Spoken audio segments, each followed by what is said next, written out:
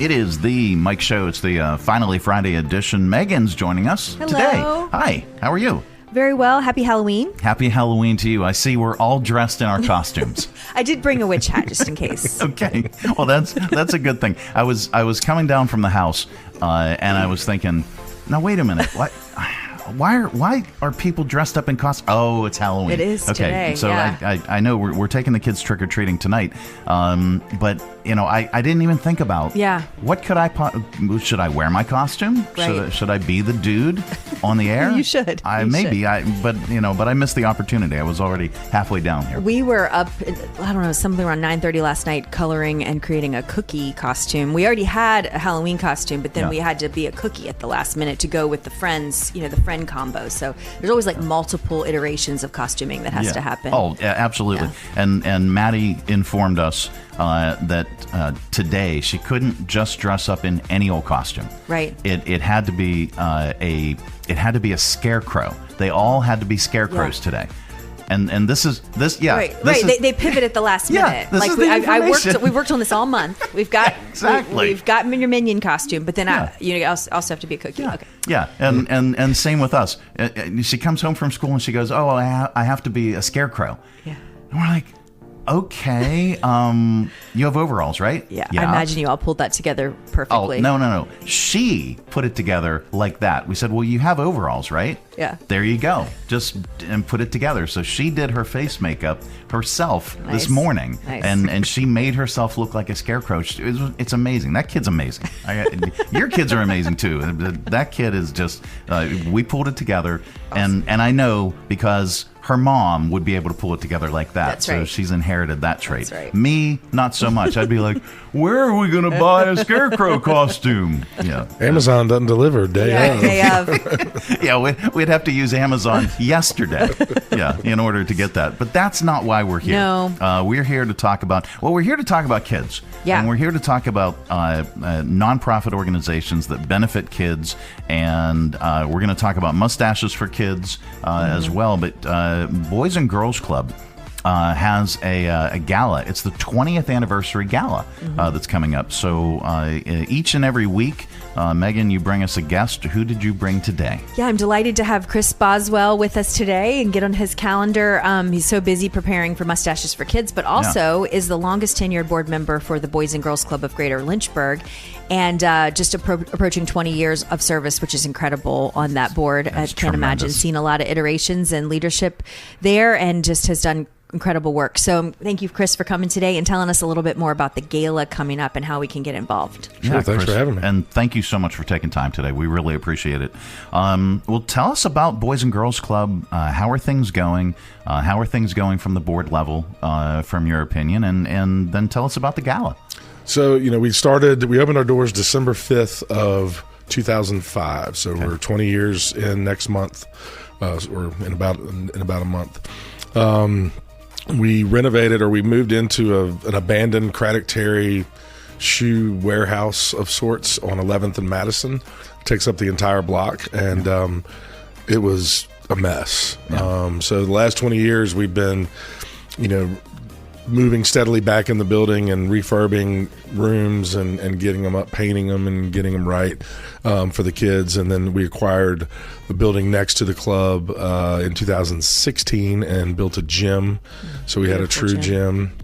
And it's been a labor of love. We've had a lot of, we say we have a working board because not only do we raise money and do all the things that boards do, but we've cut grass and we've weeded the garden and we've painted rooms and we've ripped up tile. And the late Jim Taylor, who was one of our early board members, retired engineer from Babcock and Wilcox, he was very handy and would bring board members in to build things and repair things and all that. So it's been I came on about 6 months after the club opened, so I'll be 20 years in May, and I've seen a huge transition and progression of what we've done. Of course, COVID changed a lot of things. Yeah. Our executive director, after 17 years, Mark Sheehan, left, and so who was just huge shoes to fill. He was such a a big part of what the Boys and Girls Club when we started. He was our director when we started, and now Stephanie Reed has taken that torch and is doing a great job. It just takes a while to get your legs under you and figure it all out. So, but the mission stays the same. It's we serve the kids that we serve all kids, but the ones that need us most, the ones that could be at risk for not graduating or getting in trouble, and if we can keep them in the program from an early age through high school or through graduation, we have a 100% chance or 100% graduation rate. Wow. If they stay in the program. Yeah. But it's just the trick is keeping them and getting them prepared for whether it's the workforce, the military, a 2-year college, 4-year college. So it's a challenge, but all good things tend to be challenging. Absolutely.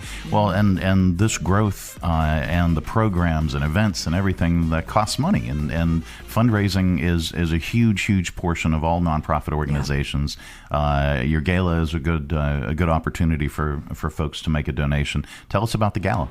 So we embarked on our gala the first time 10 years in, and it was very successful. Then we did another one at 15. We try not to do one every year because you just don't want to inundate people with black tie events and all the things, because there's a ton of nonprofits in Lynchburg that are very much needed.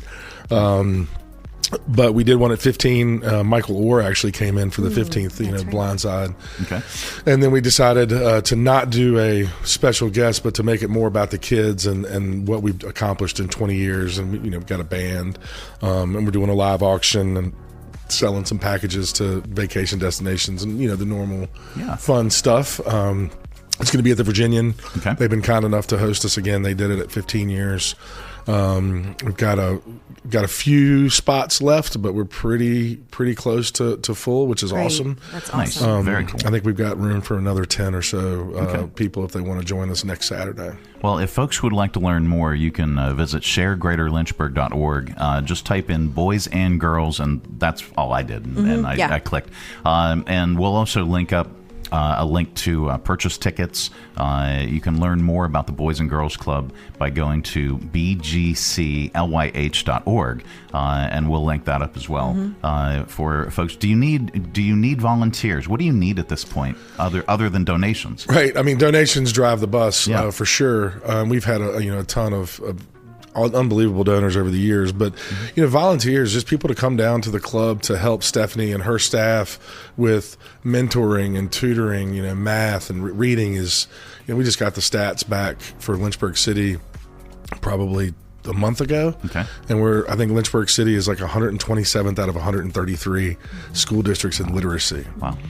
And so Stephanie's big push from now going forward is going to be a reading academy, a literacy academy, and that's nice. Retired teachers or students at Liberty and Lynchburg College or University of Lynchburg and Randolph that want to engage with these children and really help them get to where they need to be. We find that most ninth graders, when they enter high school, are only on like a third or fourth grade reading level. Yikes. So we want to tackle that. That's going to be our big initiative, I think, for the next few years. And Stephanie's really behind it because when she was mayor, she was in the schools all the time seeing this need, and we're going to tackle that full force.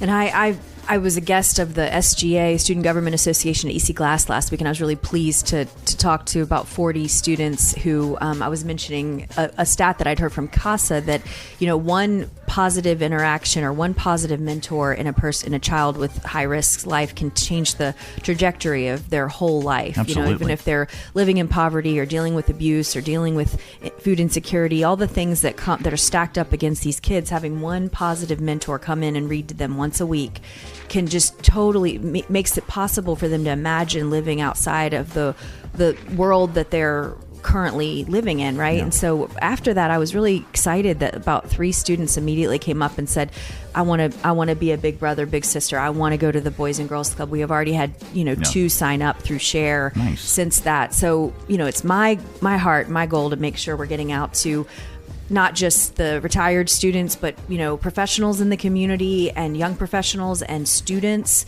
high school students that can come and be part of that as well. So we'll continue to work on that.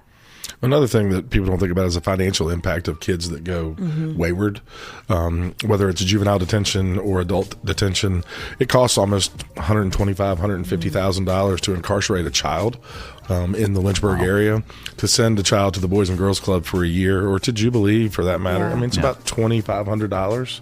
So the bang for your buck and return on investment it really is really there. Excellent point. And just the quality of life, the quality of somebody's life, turning them around at a young age before heading off that, that danger, I guess, is also vitally important. So hats off to your organization, and thank you so much for what you do. Mustaches for Kids is another near and dear project to your heart that you've spearheaded over the years. And you guys have raised just such a tremendous amount of money. I mean, a gargantuan amount of money for organizations. Talk about that a little bit, and when is the kickoff? So Mustaches for Kids was formed out of a need to provide more funds to the Boys and Girls Club in 2014. So we're entering our 12th growing season. Wow. I called my friend Lanny Duncan, 12 years ago, and I said, I'm about to do something crazy. You want to do it with me? And he said, yeah, let's go. He didn't even ask what it was.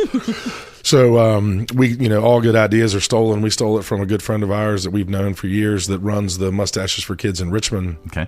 He came down, helped us implement it, and this year, after we're done with the season in December, we'll cross $4 million raised. Holy moly. In 12 years. That is just tremendous. Yeah, we should do, thanks to Jersey Mike's, we had the month of giving in March, so we got a little bit of a head start this year. We should cross 700,000. I'm hoping we can get 725 to 750 this year with all the things we have in place. Awesome. And all the proceeds benefit who?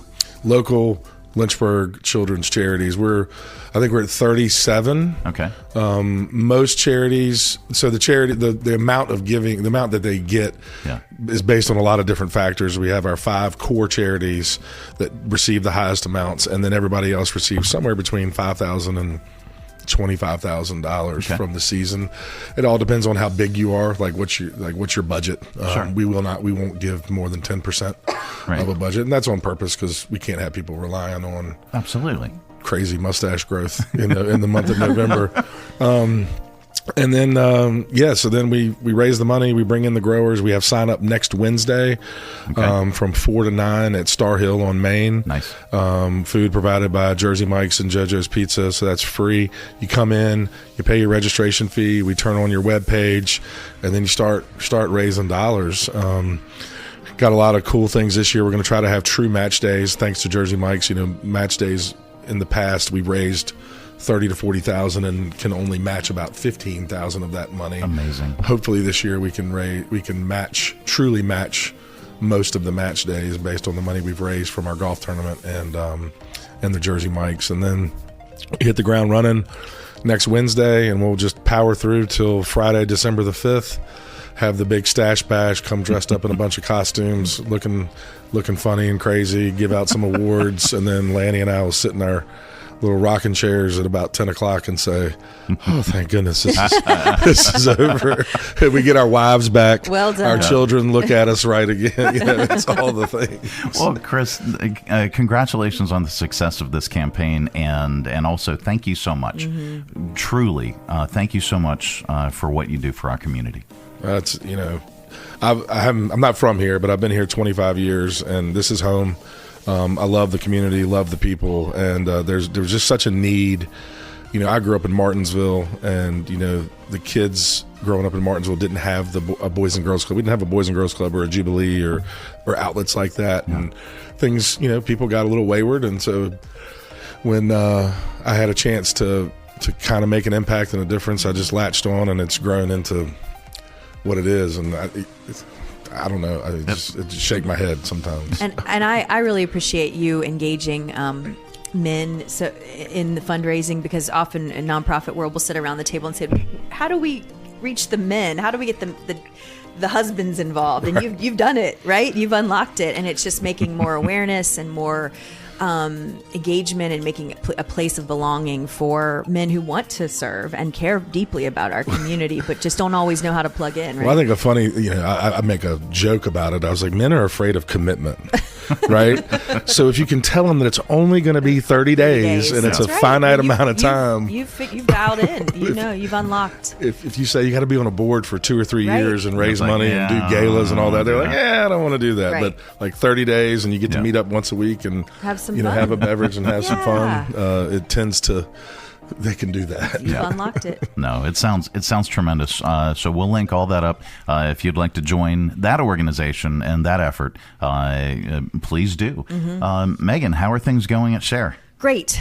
I'll be brief. We have the Plymouth Foundation grant and the Youth Philanthropy Council grants open right now. You can go to lynchburgfoundation.org to learn more about that. We are gearing up for Giving Tuesday season, just making sure people know about volunteer opportunities. We have volunteer every Tuesday of November. We have pop-up opportunities that brought to you by Bank of the James, and you can find all that on our homepage. And we also have a lunch and learn at Thomas Jefferson's Poplar Forest scheduled for November 12th. And that's also in our website as well as in our newsletter. So you'll see lots of opportunities. This week's newsletter is going to focus on food insecurity, and we're trying to plot out and find all the 24/7 food pantries and the blessing boxes that are around the city and around the region. So if you know of 24/7 food pantries that people can drop off items all day long, keep us posted. We've scouted about 20, but we are looking to get that word out to the media and to local community partners that everyone's just getting inundated. If you look on SHARE, we have 45 nonprofits that deal with food insecurity, and they're all getting hit. So how can we as neighbors go and just put some cans of soup in these blessing boxes? And just everybody needs to lean in. We're all going to have to rise to the occasion starting tomorrow. So look for that in our newsletter this week. All right. Yes. Just one more thing about the gala. Absolutely. It's going to be a fun night. We really, would love if you're out there listening and want to join us. Please, just get on the website or just call the Boys and Girls Club downtown.